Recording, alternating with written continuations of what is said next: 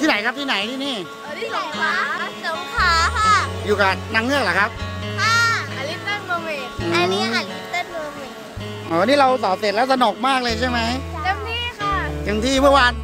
านกระโดดจนเตียงหักเลยได้ข่าวแน่นอนอันนี้เป็นเรื่องธรรมชาตินะครับ ผู้สวยผู้ดูดี